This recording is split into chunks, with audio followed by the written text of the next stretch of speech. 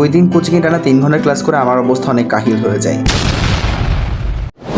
এরপর আমি নিচে চলে আসি আর দোকান থেকে লেয়ার কেক আর একটা চকলেট ফ্লেভারের আইসক্রিম নিয়েছিলাম, কারণ আমার একটা ডেজার্ট বানানোর ইচ্ছা ছিল যেটা আমি ইউটিউবে দেখেছিলাম। তো তোমরা তো আইসক্রিমটা দেখতেই পাচ্ছ আর আমি আশা করি তোমরা এটা সবাই খেয়েছো। তো আমি আসলে কেক, তারপর আবার আইসক্রিম, তারপর আবার কেক, তারপর আবার চকলেট, এইভাবে দিয়ে আইসক্রিমটা মেক করার চেষ্টা করছি এন্ড এটা মোটামুটি ভালোই হয়েছিল। বাট আমি চকলেট ফ্লেভারের আইসক্রিম ইউজ করেছি, আবার চকলেট ফ্লেভারেরই কেক ইউজ করেছি, যার কারণে আমার চকলেটের ফ্লেভারটা একটু বেশি লাগছিল। ভ্যানিলা কাপ আইসক্রিমটা ইউজ করতে পারো, তাহলে আশা করছি আরো ভালো লাগবে। এরপর আমি পড়তে বসি, কারণ আমার সামনে থেকে আবার উইকলি টেস্ট শুরু হয়ে যাবে। এরপর আসলে কারেন্ট চলে যায়, আর কারেন্ট চলে যাওয়ার কারণে আসলে অনেক বেশি গরম লাগতে শুরু করে, আর আমরা ছাদে চলে আসি। ছাদে গিয়েও আমি অনেকক্ষণ ধরে পড়ার চেষ্টা করছিলাম, সেখানে অনেক বেশি বাতাস ছিল আর সেখানে পড়তে অনেক ভালো লাগছিল আমার। তারপর কারেন্ট চলে আসলে আমি আবার নিচে চলে আসি এন্ড আমি অনেক আজে বাজে জিনিস কিনে রেখেছিলাম সারা রাত বসে বসে পড়ে খাওয়ার জন্য। আমি রাত 2টা পর্যন্ত পড়ে আর পড়তে পারি নাই, বাট আমার মোটামুটি ওই দিন অনেক পড়াই হয়েছিল।